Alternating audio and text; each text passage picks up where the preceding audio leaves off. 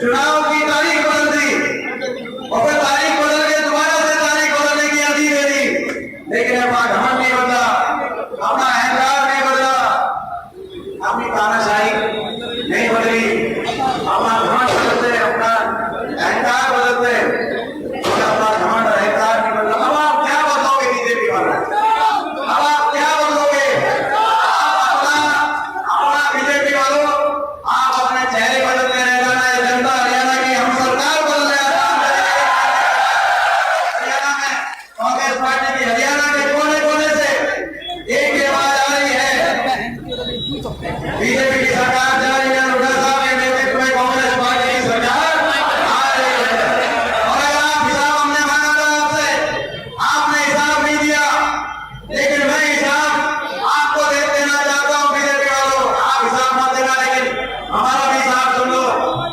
आज वो हिसाब ये है, लोकसभा चुनाव में बीजेपी को हरियाणा ने किया था, आप कर दिया था कि नहीं कर दिया था? कितनी सीट आई बीजेपी की? 5 हार गए। पिछली बार कितनी थी? 10 सीट में बड़ी मुश्किल से 40 विधायक आए थे। दूसरे चुनाव बनवा गया था पिछली बार, लोगों ने तो पिछली बार पलट दिया था। अब 5 आए, बड़ी मुश्किल से बच गए। यहाँ वाली सीट भी बच गई थोड़ी सी। तो बीजेपी वालों, आप हिसाब नहीं देते तो हमारा हिसाब सुनना। लोकसभा चुनाव में आपको किया था हाफ, विधानसभा चुनाव में कर देंगे आपको साफ। ये लड़ाई हरियाणा के भविष्य को बचाने की लड़ाई है। ये लड़ाई हरियाणा के नौजवान के भविष्य को बचाने की लड़ाई है। ये लड़ाई बाबा साहब भीमराव अम्बेडकर जी के संविधान को बचाने की लड़ाई है। ये लड़ाई किसान के सम्मान की, गरीब आदमी के मान की, हमारी बेटियों के इंसाफ की ये लड़ाई है। ये लड़ाई हरियाणा को और मेवात को आगे लेके जाने की लड़ाई है। मैं नमन करता हूँ मेवात की इस देशभक्त धरती को मैं नमन करता हूँ। जब कभी देश पे कभी कोई बात आई, कभी देश के दुश्मन ने देश को टेढ़ी नजर से देखा, तो अगर सबसे पहले कोई खड़े होकर आया तो मेवात से मेरा भाई सबसे पहले खड़ा है। और मुझे गर्व है इस बात पे कि जब 1947 में जब परिस्थितियां बनी तो गांधी जी को कालेरा गांव में मेरे स्वर्गीय दादाजी डॉक्टर रणजीत सिंह जी, महात्मा गांधी जी कालेरा गांव में लेकर आए। मुझे गर्व है कि वो संस्कार मेरे लोगों में दौड़ रहे हैं। ये इस देश के संस्कार है, बाबा साहब के संविधान के संस्कार है। और मेवात के साथ देखिए हुई हरियाणा को विकास की प्रक्रिया में उतारा ही उतारा, लेकिन मेवात को भी उतारने का काम हुआ। सही कह रहे थे आप भी, ये लड़ाई हरियाणा को दोबारा से विकास रास्ते में आगे लेके जाने की लड़ाई है। और मेवात को भी ये लड़ाई, मेवात में जो 2013 में हमने रेल मंजूर कराई थी, वो रेल मेवात में लाने की लड़ाई है। लड़ाई मेवात में विश्वविद्यालय लाने की लड़ाई है। ये लड़ाई अपनी सड़कों, फोरलेन सड़क अलवर तक बनाने की लड़ाई है। बाकी सड़कों का क्या हाल है, विकास के लिए देखनी है परिस्थिति, तो आप यहाँ पे आओ, सड़कों के हाल देखो, क्या कुछ हाथ हुए हैं, तो आप चलेंगे। और ये लड़ाई बड़े बुजुर्गों को कितनी पेंशन मिलेगी 1 महीने के बाद? 1 महीने के बाद बड़े बुजुर्गों को कितनी पेंशन मिलेगी? 6,000। और हमारे महंगाई, कमर तोड़ महंगाई के लिए कमर तोड़ेंगे।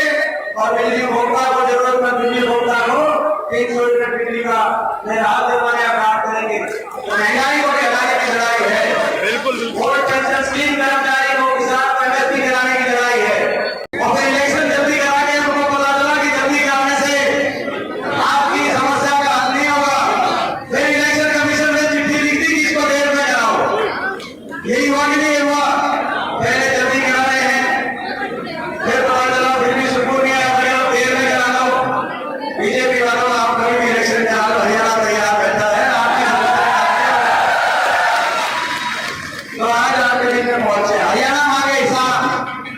10 साल बीजेपी ने हरियाणा का भट्टा बिठा दिया कि नहीं बिठा दिया?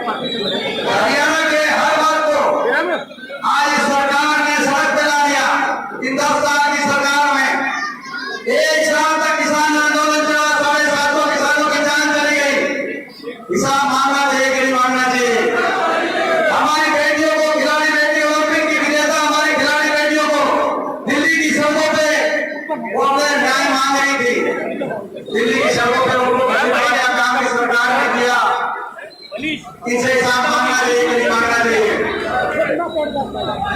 आज ऐसी व्यवस्था हरियाणा में हो गई, हर वर्ग सड़क पर आया, हर वर्ग को इस सरकार की लाठी मिली। कर्मचारी और पेंशन स्कीम के लिए आए तो उनको लाठी मिली, किसान एमएसपी के लिए आए तो उनको लाठी मिली, सरपंच अपने अधिकारों के लिए आए तो उनको लाठी मिली। बेटियां इंसाफ के लिए आई, अपने लिए खिलाड़ी बेटियां जिन्होंने देश का नाम रोशन किया, उन बेटियों को सड़कों पे घसीटने अभियान की सरकार ने किया। और जब हम हिसाब मांग रहे हैं, जब मैंने अपनी पदयात्रा शुरू करी, करनाल से शुरू करी मैंने पदयात्रा, और जब हिसाब मांगने की बात आई तो बीजेपी के बड़े बड़े नेता आए, दिल्ली से आए, इनके बड़े बड़े मंत्री आए, बड़े बड़े नेता आए, मैं नाम किसी का नहीं लेना चाहता, लेकिन आए और कहा कि हुड्डा साहब आप हमसे हिसाब क्या लोगे? ये बीजेपी है, बीजेपी किसी का हिसाब नहीं लेती, हम तो आपसे हिसाब मांगे। मैं उनको कहना चाहता हूँ कि बीजेपी के बड़े बड़े नेता आगे हरियाणा में ले जाकर कह रहे हैं हिसाब नहीं देंगे, कहीं और आपकी बात चल जाती होगी, लेकिन बीजेपी वाला सुनो, ये हरियाणा है प्रधान,